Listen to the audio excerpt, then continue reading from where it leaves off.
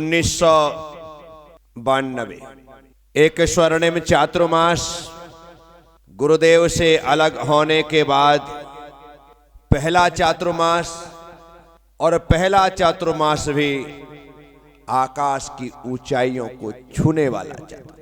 उस चातुर्मास ने हमारे हौसलों को बुलंद कर दिया। यूं कहें कि उस चातुर्मास ने हमें पर दे दिए, जिस वजह से हम उड़ना भी सीख गए। क्योंकि एक बार यदि हिम्मत खुल जाए तो फिर बहुत कुछ करने की हिम्मत आ जाती है। और वही हुआ, हर तरह से चातुर्मास बहुत अच्छा रहा। मैं तो छोटा ही था, 20वां ही तो जन्मदिन मनाया गया था, और इतना भी छोटा था कि अभी दाढ़ी मूछ भी नहीं आई थी।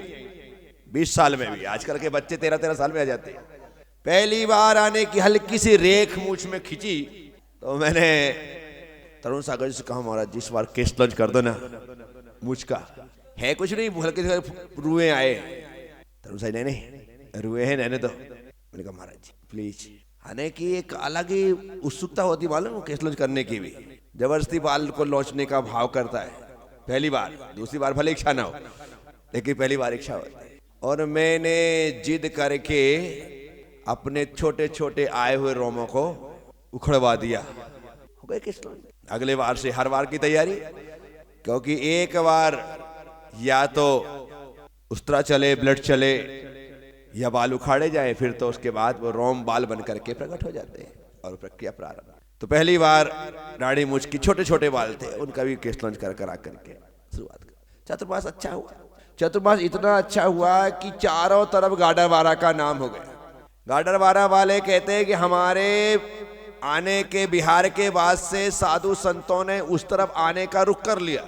जिसको देखो वो साधु गाडरवारा, जिसको देखो वो साधु गाडरवारा। ऐसा गाडरवारा चातुर्मास के बाद आने लगे था। हमारा बिहार भी नहीं हो पाया था कि हारिका दृढ़मती माता जी अपने संग के साथ, आप भी थी ना, दृढ़मती माता जी अपने संग के साथ गाडरवारा आई। हारिका दृढ़मती बड़ी माता जी थी। उसके बाद रिजुमती, मृदुमती, फिर रिजुमती, फिर गुणमती, फिर सत्यमती, नहीं तपोमती, फिर सत्यमती। ऐसे कितनी माता जी? 9 या 13। वैराग्यमती तक लास्ट थी, पता है। तो इतनी माता जी थी। 8-9 दिन का वहां प्रवास रहा। साथ साथ बहुत अच्छी तरीके से धर्म की प्रभावना हुई।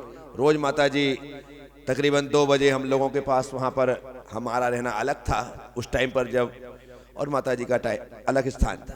तो बराबर तरीके से आकर के बैठना, बहुत सारी बातें होना, बहुत सारी चर्चाएं होना, वो लगातार चलता रहा। कहने का मतलब, एक जो सौहार्द कहते हैं ना, वो उस समय बरसता था। वो भावनाएं पहले नहीं थी कि कौन से महाराज जी हैं, किस संघ के महाराज जी हैं, ये कोई भावना नहीं थी।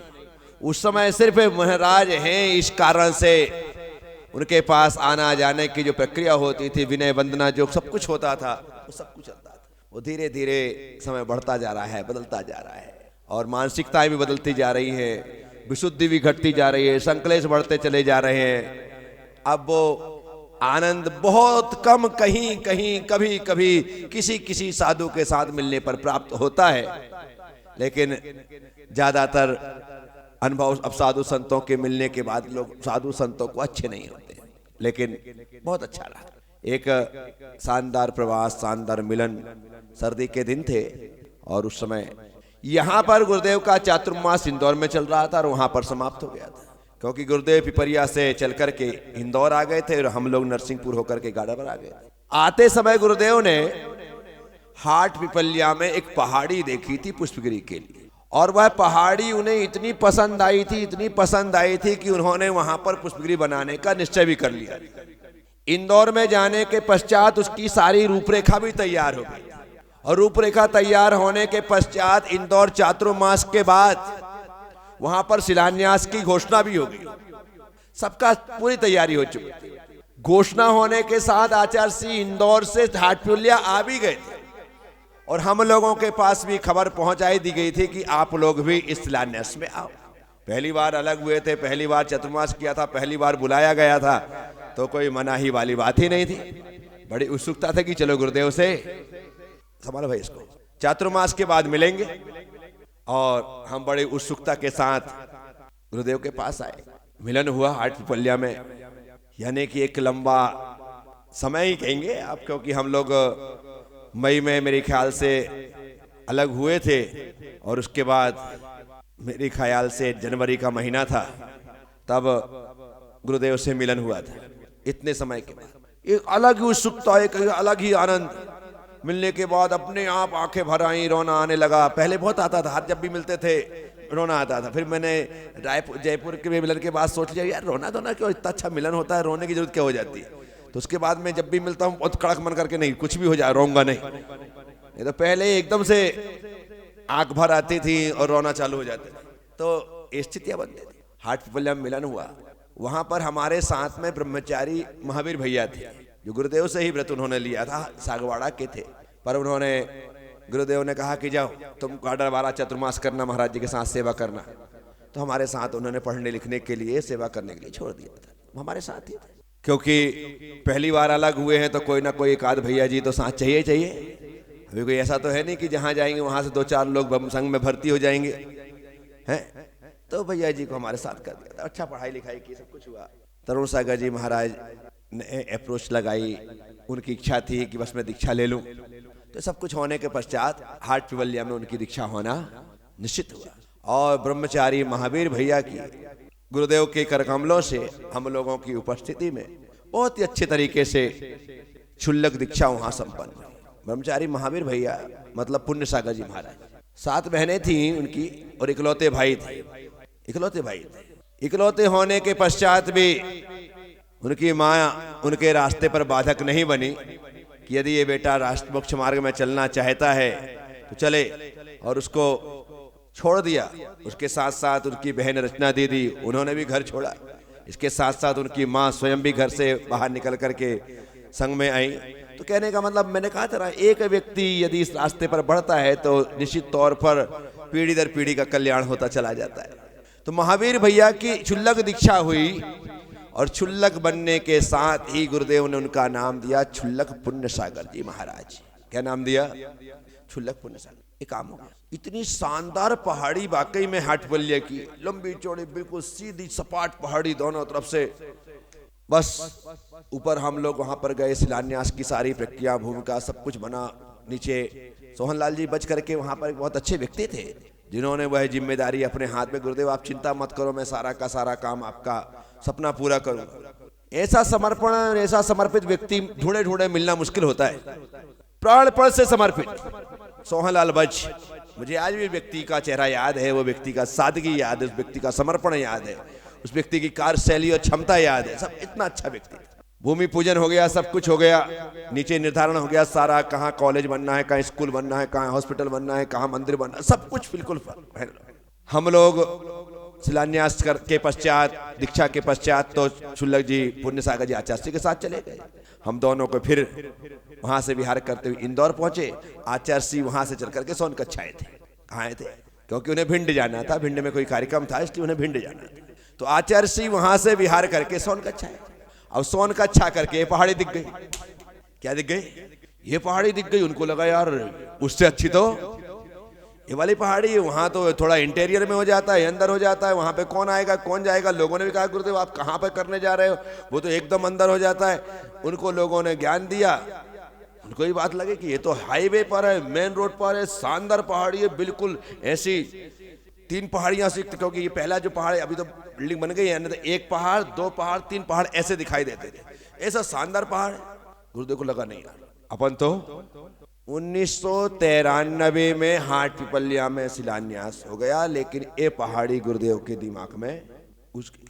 अब कई बार क्या होता है ना, कोई 2 चीज सामने आ जाती है तो निश्चित तौर पर असमंजस की स्थिति बन जाती है कि यहाँ करूं, यहाँ करूं, यहाँ करूं, यहाँ करूं, यहाँ करूं, यहाँ करूं, ये लूं, ये लूं, ये लूं, ये लूं, ऐसा चलता रहता है। और वही हुआ। एक लंबा समय इसमें पशुपेश में निकल गया, लेकिन गुरुदेव के दिमाग में पहाड़ घुस गया था। हम लोग इंदौर में हैं, गुरुदेव सोनकच्छ में हैं। यहां से वो पहाड़ देख करके तो चले गए भिंड, लेकिन उनके यहां पर और यहां पर ये पहाड़ बिल्कुल पूरी तरह से अंकित हो गया है कि कुछ भी हो लूंगा तो ये लो। बात खत्म। इंदौर में हम लोगों ने एक लंबा समय व्यतीत किया, महावीर जयंती आदि इंदौर में ही की। उसके बाद लगा कि अब बहुत लंबा समय हो गया, चलना चाहिए। ये अकोदिया वाले बड़े पीछे पड़े थे कि हमारे यहाँ वेदी प्रतिष्ठा है, वेदी प्रतिष्ठा, उसमें आओ उसमें आओ। तरुण सागर जी की इच्छा बोले चलो अकोदिया चलते हैं, वो भी तैयार हो गए थे, लेकिन योग नहीं था। फिर कुछ कार्यक्रम इंदौर में ही आ गया, अकोदिया जाना नहीं हो पाया, वो छूट गया। फिर हम लोग इंदौर से चलते हुए देवास आए, देवास में प्रवास रहा। देवास से चलते हुए सोनकच्छ आए। कहाँ आए? सन चल रहा है 1993, मेरे ख्याल से महीना है जून का। हम लोग सोनकच्छ आए। गुरुदेव को ये पहाड़ दिख रहा है, क्या दिख रहा है? और हमको अभी चातुर्मास का पहाड़ दिख रहा है कि चातुर्मास कहाँ करें। इंदौर वाले हैं कि भाई हमारे यहाँ इंदौर में चातुर्मास करो, वो कह रहे हैं, लेकिन तरुण सागर जी का भी मन इंदौर में करने का नहीं है, क्योंकि पिछले साल ही गुरुदेव ने किया था, वहां नहीं चाहते। हम लोग सोनकच्छ आए। सोनकच्छ में आने के पश्चात यहाँ पर एक शिविर लगाया। शिविर लगता है तो माहौल बन जाता है। गर्मी की छुट्टियां थी, शिविर लगा, शानदार माहौल बन गया। हर वही चालू, हम लोगों की एक कक्षा अभिलाषा सोनकच्छ में हो, चौमासा सब चालू, बस माहौल शानदार। 5 दिन का शिविर लगाते तो ऐसा माहौल बनता था कि पूछो मत। पूरी समाज जुड़ गई, क्योंकि सोनकच्छ का भी पहला अनुभव था, पहला लाभ था। खूब समाज में आनंद लिया। वहां से विहार करके हम महतवाड़ा पहुंचे। महतवाड़ा गए तो महतवाड़ा में शिविर लगाया, वहां भी आनंद रहा। महतवाड़ा से हम लोग जावर पहुंचे। जावर गए, वहां पर भी प्रवास रहा। शिविर में खास जावर में नहीं लगा था, हाँ शिविर वहाँ कम समाज थी, छोटी सी, तो वहाँ शिविर नहीं लगाया, लेकिन वहाँ पर 2-4 दिन का प्रवास रहा। ये सब कुछ होने के बाद माहौल तैयार हो गया चातुर्मास का। श्रीफल पर श्रीफल सब कुछ होने लगा। और ये होने के साथ ही गुरुदेव के पास जब पत्र लिख करके भेजा गया तो गुरुदेव तो बिल्कुल एक पांव से क्या है, एक अंगुली से खड़े थे कि चातुर्मास क्योंकि उनको लग रहा था कि चातुर्मास सोनकच्छ में होगा तो पहाड़ आ जाएगा। यहाँ के लोग परमिशन लेने गए, गुरुदेव के चरणों में श्रीफल समर्पित किया। वो सोनकच्छ की समाज से परिचित थे, सब कुछ था, और वो एक ही बात सोच रहे थे कि बस किसी भी स्थिति में वो पहाड़ आ जाए। और गुरुदेव ने सोनकच्छ की समाज को चातुर्मास की स्वीकृति देते हुए हम लोगों के लिए पत्र लिख दिया। क्या लिख दिया? पत्र। अब आप विचार करो, जो समाज अभी तक इन सब चीजों से बहुत दूर हो, कभी चातुर्मास ना करवाया, और एकदम से उनकी लॉटरी लग जाए तो खुशी का तो कोई ठिकाना नहीं होता। और वही हुआ। अरे की इतनी खुशी कि आप उसकी कल्पना नहीं कर सकते। पहले हम संग 2 ही थे, तीसरा तो कोई था नहीं, हम 2 ही थे। छोटा सा वो मांगलिक भवन, छोटा सा आज भी है, 2 कमरे आमने सामने। एक कमरे में हम दोनों रहते थे, एक कमरे बाहर से आने वाले लोगों के लिए था। उसमें सीधे बिस्तर डाल रखे थे 5-10 कि जो आए सो जाए। पास में लेट बाथ बने हुए थे, वहां पर तैयार हो, नहाओ। और एक सामने और कमरा था, वहां पर कभी कोई आ जाए कि जरूरत पड़े तो चाय आए बना के पिला देते थे, और खाना ऊपर ही होता था। क्या ऊपर छत पे खाना होता था, इतने से स्थान में, और छोटा सा वो हाल। और वहां पर इसको देख करके भी लगा यार बड़े स्थान बढ़िया है, यहाँ चातुर्मास हो जाएगा। तो हम लोगों ने मानसिकता बना ली, गुरुदेव ने आशीर्वाद दे दिया, समाज को झोली भर गई, और हम लोगों का चातुर्मास 1993 का सोनकच्छ में होना निश्चित हो गया। कहाँ निश्चित हो गया? सोनकच्छ में चातुर्मास। अब चातुर्मास निश्चित हुआ है कि यहाँ समाज में तैयारियां, आप लोग नहीं थे उस समय, हाँ, तैयारियां प्रारंभ हो गई हैं। बिल्कुल बराबर तरीके से रंग रोगन करना, पूरी मांगलिक भवन की साफ सफाई करना, हर चीज की व्यवस्था समाज के उसमें हो गई। यहाँ मीटिंग होने लगी। मीटिंग होने के पश्चात सारे के सारे दायित्वों को लोगों ने संभाल लिया। उस समय भी नरेंद्र पाटौदी को ही सामाजिक चतुर्मास समिति का अध्यक्ष बनाया गया था, जैसे इस समय भी है। तो ये संयोग की बात है कि 30 साल पहले भी वही अध्यक्ष बनकर के चतुर्मास करवाए, और 30 साल बाद भी उन्हीं को यह दायित्व मिला। तो ये प्रकाश चंद जी सेठी साहब भी उस समय थे, रमेश चंद जी सेठी साहब भी थे जो कि मंत्री थे, प्रकाश चंद जी उपाध्यक्ष थे, ये और पदम चंद जी छावड़ा जो कि उसके कोषाध्यक्ष थे। ये पूरी की पूरी टीम थी। बहुत ही अच्छे तरीके से सारे लोगों ने समायोजना कर ली, लेकिन अभी मंगल प्रवेश नहीं हुआ है। अभी मंगल प्रवेश, अभी हम लोग बाहर ही हैं। यहाँ पर वो सारे के सारे चातुर्मास की तैयारियां चल रही हैं। अब किस प्रकार से मंगल प्रवेश होगा, कैसा चातुर्मास होगा, जल्दी क्या है। ओम नमः सबसे क्षमा, सबको क्षमा। जय गुरुदेव, जय